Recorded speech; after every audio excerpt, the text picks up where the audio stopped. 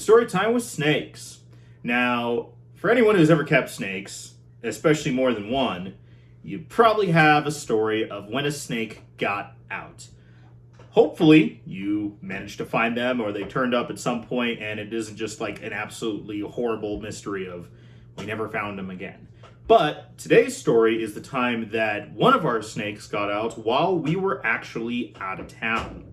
So, while we still lived in Denver, a big part of what made our lives easier was we would just take a lot of mini road trips here or there. Sometimes we're down to like Alamosa area and go to the Colorado Gator Farm. We would go to like Rapid City. We go to like Nebraska, like quick, like long haul road trips, like 1-2 night overnight road trips, really fast, like choo choo. And when we did that, we had a couple friends that would watch our animals for us. And as it turns out, they actually ended up buying our house in Denver before we moved, when we moved here. So on one of these trips, we went to Yellowstone. It was a little bit of a longer trip. I think it was like 4, maybe 5 nights, but 4 sounds right. We don't go to too many long ones. I get kind of crazy worrying about the animals in the house. So we did Rapid City, then we drove through Spearfish, and we went to like Bozeman, Montana. We drove down through Yellowstone, coming out of Jackson and heading back to Colorado.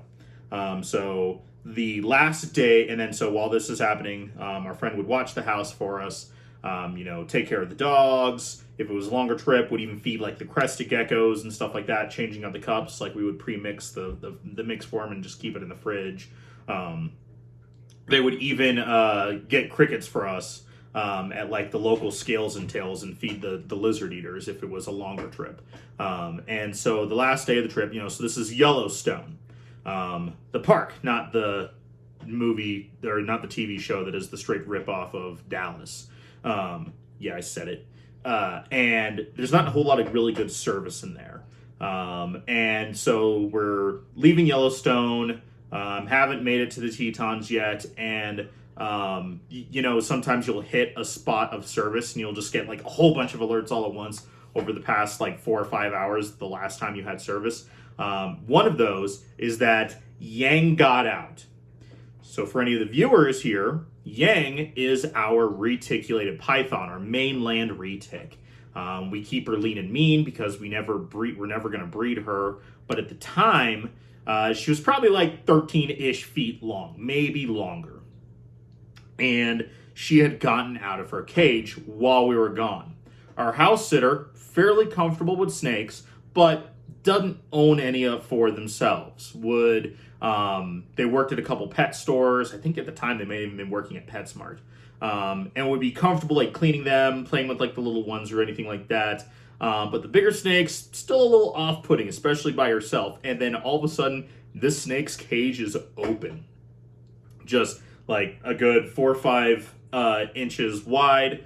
And she managed to push out. I know why I say 4 or 5 inches. That's just what the conversation was. She's like, this big around. But she got out. And we're like, oh no. Because it was just the one we lost service immediately. We were trying to call her. And we couldn't. Sorry, I'm getting antsy just even thinking about this. It freaks me out. And we finally get a hold of there. And she says, I found her. And we go, okay, cool. Where was she at? And so what had happened was down in the basement of our house in Denver, it was split. One side was finished, one side was unfinished. Unfinished is where like the downstairs fridge and like the washing machine and dryer, and where Yang and like the big boas and the tegus and stuff were over on that side, and then all of the ball pythons and the boas and the smaller snakes were on the other side in the finished part. The main difference being between the two, because at that point we put laminated floors and everything down on the bottom. But the open side where Yang was, it was still open cross I-beams of 2x4s, and then it was finished with sheetrock on the other side. And like I was worried that she had gotten up in there. We didn't know what it was, but it turns out she had gotten out, and luckily she didn't go up into the ceiling. She actually went through the door, because there was like a door like between like the laundry room, her room, and then the rest of the snakes, and actually climbed up on top of all of the racks. And I found her, and I took her out and I put her back in her cage when we got home.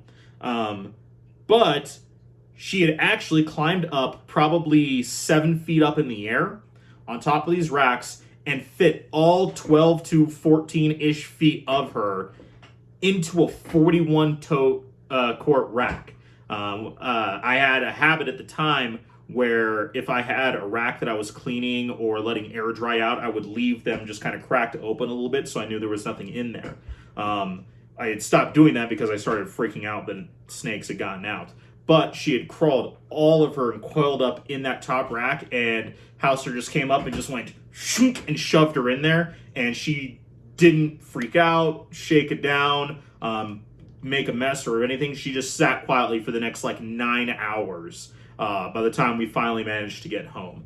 And this is the snake that, it was the solid VE cage, so it was glass. It wasn't plexiglass, a really solid cage. And we couldn't figure out exactly what she did to get out because she didn't break glass or anything like that. And I know I'd shut it because I do final walkthroughs of everything before we would ever go out of town. But luckily, we still managed to find her. However, that wasn't the last time she got out. And I'm going to save that for the next story time with snakes, is the next time Yang got out, after we put a lock on her cage. So if you like this story and you want to hear more, please like, subscribe, share with all your friends, all that usual YouTube and social media mumbo jumbo, and stay tuned for more not only fun reptile content, but educational reptile content as well. Hope you're having a great day, and we'll check you next time.